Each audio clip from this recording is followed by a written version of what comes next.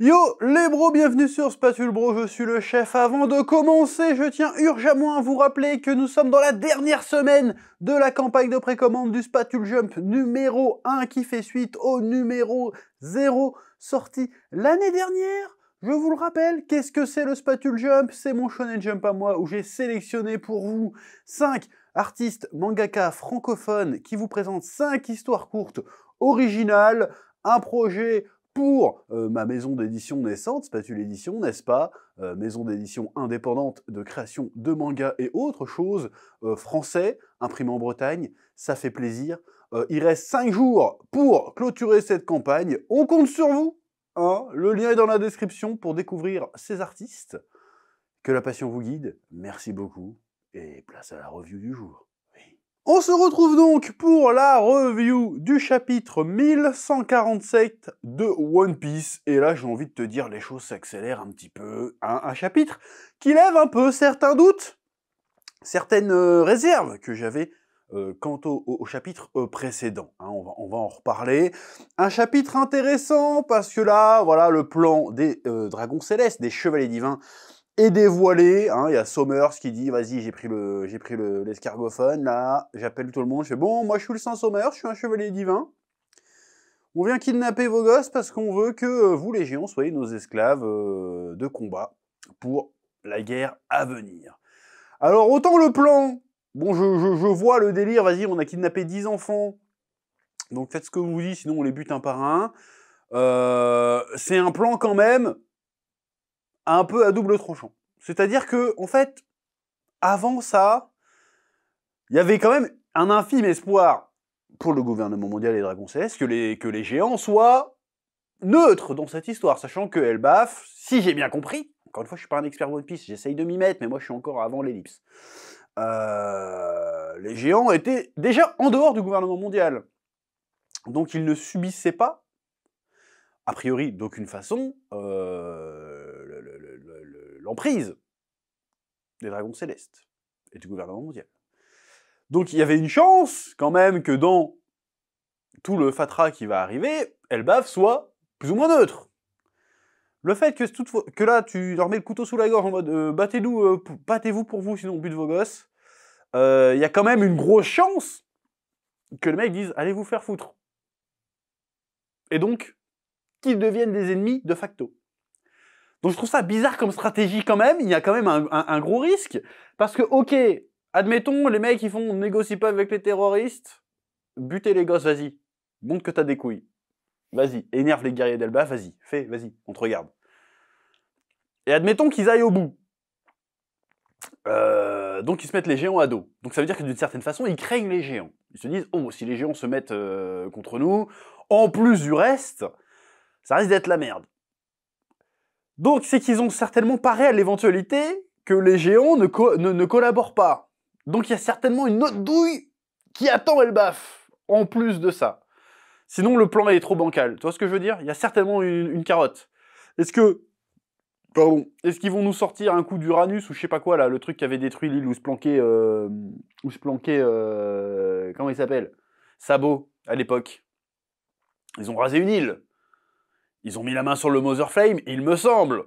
Et il me semble qu'ils peuvent, à la limite, réactiver l'arme, je sais pas quoi. On avait eu la confirmation ou pas, je me souviens plus, c'était il y a longtemps. C'était une arme antique qui avait détruit l'île, là. Et qui avait fait monter le niveau de la mer. Est-ce qu'ils préparent pas un truc comme ça aussi? Parce qu'en fait, dans une négociation, si tu veux, normalement, quand tu balances l'ultimatum, c'est que derrière, t'as quelque chose. Sinon, ça marche pas. Sinon, ce qu'ils font est contre-productif, si tu veux. Donc, normalement, c'est gradué. D'abord, c'est, bon, vous faites ça, sinon on fait ça. Ah, vous le faites pas quand même? Bon, bah, on va faire ça, du coup. Et là, du coup, tu renégocies, tu vois. Là, s'il y a rien au-dessus, c'est très très bizarre comme move. Donc, je pense qu'ils ont prévu encore un autre truc. En admettant que les géants se soulèvent et n'acceptent pas de se soumettre, il y a forcément une autre punition derrière. Parce que si les gars veulent pas être avec eux, il faut pas qu'ils soient dans l'autre camp. Et la seule manière qu'ils ne soient pas dans l'autre camp, bah, c'est de les éliminer. Le problème, c'est pas avec 3 chevaliers divins que tu vas éliminer l'intégralité des géants. Ils sont balèzes, mais faut pas déconner. Donc ils ont certainement prévu une note douilletesque, je viens d'inventer cette expression, derrière. Peut-être même le délire qui détruit des îles. Pourquoi pas? Bon là par contre l'eau va monter de fou, parce que là on dit que c'est une île, mais c'est un continent le bordel. Hein. pour que ça soit une île à l'échelle des géants, c'est que c'est un gros morceau de terre quand même. Voilà. Donc comment ils vont s'en tirer là-dessus, je suis curieux de voir ça. Parce que les gens vont pas se soumettre, c'est sûr. Je vois pas pourquoi ils iront se soumettre. Surtout que c'est assez paradoxal. Il fait genre, le gars, le Sommers fait... D'ailleurs, vous allez me cramer votre école parce que vous êtes des guerriers, vous n'avez pas besoin d'apprendre à lire. Hein, voilà. Et vous allez me cramer les bibliothèques parce que de toute façon, il y a que des vieilles merdes dedans. Vous allez redevenir des guerriers bien violents, s'il vous plaît. Mais par contre, vous allez nous obéir. Bah, si c'est des guerriers bien violents, les gosses, ils en ont rien à foutre. Ils vont dire, bah, c'est pas grave, on en fera d'autres gosses. Hein. On va tous vous niquer. Voilà, donc faut comprendre le move. Bref, après il peut pas trop se mettre à la place des géants parce que voilà, comme il a pas d'empathie, vu que c'est un dragon céleste, il les considère même pas comme des êtres humains valables. Bah, après c'est des géants, pas des êtres humains, mais bref, t'as compris ce que je veux dire. Il peut pas comprendre. Donc je trouve ça bizarre de... C'est marrant qu'ils aient tout de suite été dans la menace et qu'ils aient pas essayé de les soudoyer d'une manière ou d'une autre. Ça aurait peut-être été plus subtil. Parce que direct dans la menace, c'est bizarre. Donc c'est pour ça que je pense qu'il les menace, mais ils ont un moyen de se débarrasser d'eux, sinon ça n'a aucun sens. Voilà, oui. Autre point intéressant, bon, ils ont kidnappé que 10 gosses finalement. Bon, est-ce que c'était des gens qui étaient des gosses qui ont été spécifiquement visés? Ça, on sait pas trop en fait. C'est assez flou. Bon, on sait que le fils de Gaban, il est là parce qu'il essaie de les arrêter. Ils ont dit, ah bah t'es un gosse, on va te prendre aussi. Mais les autres, on sait pas s'ils ont été visés spécifiquement. Sûrement que oui. D'ailleurs, il y a une dedans qui a des cornes et qui dit, vous, au moins, vous avez des parents. Est-ce qu'on n'est pas sur un foreshadowing? Est-ce que ça se trouve c'est la gamine de Loki ou un truc comme ça? On sait pas, tu vois. C'est bizarre c'est bizarre qu'il y ait l'emphase sur cette gamine-là. Elle a pas un design de perso secondaire, tu vois ce que je veux dire? De perso tertiaire, de figurante. Je me dis, ouais, c'est bizarre qu'ils mettent l'emphase sur cette gamine-là qui dit, bah, au moins, vous avez des parents. Il y a un côté, Loki est parti chercher du lait à un moment donné. Il y a une histoire. Il y a un truc à faire avec cette gamine. Je veux en apprendre plus. Mais à part ça, bref. Autre chose intéressante, c'est que les chevaliers divins qui sont sur l'île ont l'air de craindre Luffy. Alors qu'on aurait tendance à penser que, bon allez, là, c'est plus, là, on n'est plus sur des mecs de la marine, là, on est chevaliers divins, on est sur le truc au-dessus. Et les mecs, à chaque fois qu'ils parlent de Luffy, font genre, hey, j'ai pas envie de me mettre un empereur à dos, donc mec-toi le cul, s'il te plaît, viens, les tue pas, Gunko, tue pas Soul King, parce que sinon, on va se prendre un empereur sur le cul, qu'est-ce qui se passe? Pourquoi ils ont peur de Luffy? Alors oui, il y a le côté, oui, c'est Nika, Joy Boy, tout ce que tu veux, mais il y a autre chose. Il y a certainement autre chose, peut-être parce que c'est un empereur, donc peut-être, alors c'est ce qui se dit, peut-être que Haki des Rois, on l'avait vu avec le nœud de Joy Boy, ça avait désinvoqué les mecs. Si ça se trouve, le Luffy va s'énerver à faire un coup de Haki des Rois, il va les niquer. C'est peut-être leur point faible, leur kryptonite. C'est certainement ça. C'est les théories qui courent, hein, parce que je regarde ça de loin. Ça a peut-être du sens. Mais en tout cas, c'est assez stylé de voir les mecs qui sont là. Ils pètent tout le monde, ils sont là. Par contre, on va pas énerver Luffy, on va se barrer vite fait là. Hein? Ouais, on va. Chut, non, leur fait pas mal, sinon on va avoir le Luffy sur le dos. Voilà. Donc ça veut dire qu'ils sont en train de mouiller les couches. Ça veut dire qu'ils sont en train de flipper de Luffy. Et je crois que c'est l'une des rares fois où ils l'ont formulé, ça. J'ai pas envie de me prendre un empereur sur la gueule. Et pourtant, t'as l'impression que là, on est au-dessus encore de la marine, tu vois. On a l'impression qu'on est au dernier niveau. Les mecs font c'est chaud. Mais même, c'est bizarre, parce qu'ils ont pas conscience qu'ils emmerdent les potes de Luffy. Luffy va pas dire, ah vas-y, c'est pas mes histoires. Ils vont forcément se mettre un empereur à dos, en fait. C'est ça que je comprends pas. La logique. Bon, on voit la Gunko qui est vraiment une fangirl de Brook et qui essaye de le soumettre en mode eh vas-y, deviens mon esclave et fais-moi de la musique jusqu'à la fin de tes jours. Fait ah non, moi je suis fidèle à Luffy. Et fait bah si je te dis que je te tue, bon t'as qu'à me tuer, pas de problème. Voilà, ça c'est un peu cool. C'est un peu cool. Bon, je m'attendais pas à voir une scène autour de Brook. Bon, je veux dire pourquoi pas, parce qu'en fait il a été, je trouve, personnellement, des souvenirs que j'en ai, ça fait un moment qu'il y a une espèce d'équipe B, voire C, dans l'équipage des chapeaux de paille, où les personnages ne servent à rien. Donc pourquoi pas, après tout, hein, j'ai envie de te dire... oui. Autre chose à noter, et sur laquelle bon, je m'étais un peu attardé lors de la review précédente, c'était la réaction de Robin au fait que Zoro se sacrifie une fois de plus pour leur sauver le cul. J'avais trouvé la réaction de Robin un petit peu genre comment ça tu aurais juste planqué ça sans rien faire? Comment ça t'as l'air effrayé et tout là? Je dis non, attends Robin, ce que je disais c'est que il y a une bibliothèque à protéger, il y a Zoro qui se sacrifie une fois de plus. Là, t'es plus une gamine. Là, t'es une femme. Je sais plus combien, elle a 35 piges, un truc comme ça. T'es l'équipage d'un empereur, t'as des pouvoirs de ouf. Tu vas faire quelque chose. Tu vas pas rester planqué comme ça, te planquer comme avec Chopper, c'est pas possible, tu vois. Force est de constater que ça faisait partie du plan d'Oda de nous faire croire que Robin était en train de flipper.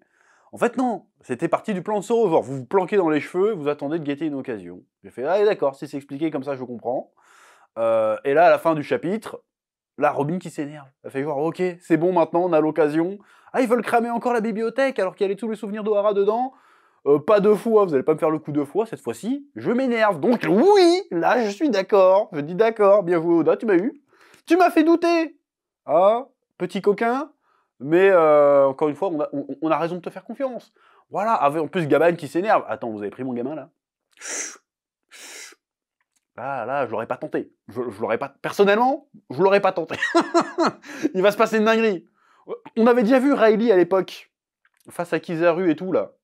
Il était en détente, le gars claquette, binouze. Là, le gars, il est du même level. T'essayes de kidnapper son gosse. Il va faire une dinguerie. Il va forcément faire une dinguerie. Je veux voir les dingueries qu'il va faire. Et je compte aussi sur Robin pour faire une dinguerie. Là, le Saint-Sommer, il faut que tu fasses un 8 avec. Voilà. Il faut que tu fasses... Je veux voir ça. Ça va être incroyable. Là, je dis oui. Là, je suis excité pour le prochain chapitre. Voilà. Bon, par contre, on n'oublie pas qu'il y a Loki et Luffy dans le coin qui sont en train de devenir BFF, comme on dit. J'ai aussi grand hâte de les voir arriver. Parce que là, le Luffy, ça c'est un problème assez récurrent dans One Piece. Ça pourrait être le sujet d'un One Pieceology, pourquoi pas. Je trouve que Luffy, il est un peu détaché des événements, quoi. Hein. Les trucs se passent autour de lui, mais pas avec lui.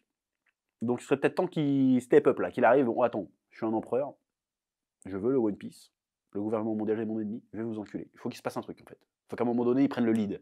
Voilà, je veux voir... moi, le côté électron libre, d'accord.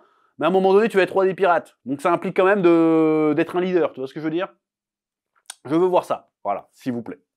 Bref, c'est à peu près tout ce que j'avais à dire sur ce chapitre-là. Évidemment, bon, il y a la grosse inconnue de comment ils vont venir à bout de l'immortalité apparente des chevaliers divins. Après, encore une fois, immortalité, ça veut pas dire invincibilité. Hein. On l'a vu à Egghead, Luffy, à un moment donné, il leur roulait plus ou moins dessus. Hein. Bon, il les a pas tués parce qu'ils voulaient pas, mais les gars, ils galéraient quand même. Donc je suis assez curieux de voir comment ils vont gérer ça. Certainement que la solution, ça va être certainement une espèce d'acquis des rois. On va voir. Bref, surtout j'ai envie de les voir Nika pour de vrai. T'sais. Ils vont voir le Nika arriver. Ça peut être cool. Bref, c'est à peu près tout. Surtout que, ouais, je rajoute des trucs. Surtout qu'il y a le frère de Shanks le Roux, il peut toujours revenir. Hein. Là, il peut se passer un truc sympa. Ou pas. On verra bien. Bref. C'est tout ce que j'avais à dire sur ce chapitre. Je vous laisse le soin de me dire en commentaire ce que vous en avez pensé, de mettre un pouce bleu, de vous abonner. Je vous dis à très bientôt sur Spatule Bro pour de nouvelles vidéos. Que la passion vous guide.